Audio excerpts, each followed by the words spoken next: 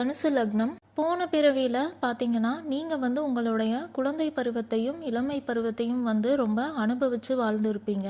எல்லா விஷயத்துலயுமே ஒரு சின்ன குழந்தை மாரியான ஒரு ஆர்வத்தோட வந்து இருந்திருப்பீங்க. உங்களுக்கு வந்து எவ்வளவுதான் வயசாகியிருந்தாலும் உங்ககிட்ட ஒரு குழந்தைத்தனம் வந்து இருந்திருக்கும். எல்லா விஷயத்தையும் வந்து மத்தவங்கலாம் சீரியஸா எடுத்துக்கிற அளவுக்கு நீங்க வந்து சீரியஸா எடுத்திருந்திருக்க மாட்டீங்க. அதனால ஒரு சில விளைவுகள வந்து நீங்க வாழ்க்கையில சந்திச்சிருந்திருப்பீங்க.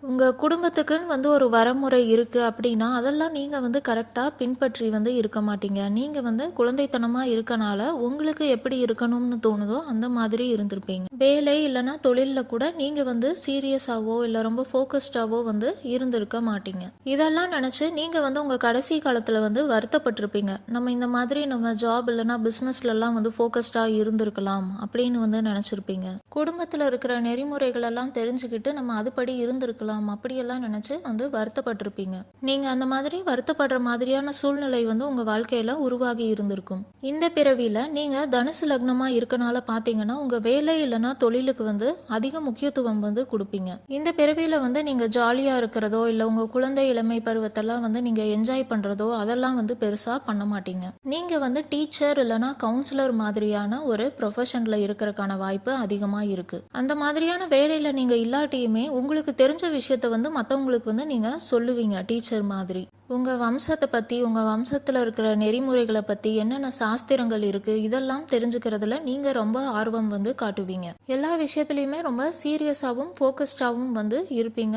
இந்த தனுசு லக்னம்னால. இது வந்து உங்க லக்னத்தை வச்சு சொல்ற அடிப்படையான பலன் தான். உங்க சுய ஜாதகத்துல மற்ற கிரகங்களின் அமைப்பெல்லாம் எப்படி இருக்கு அப்படின்னு பார்த்தாதான் எதுனாலும் கரெக்டா தெரியும்.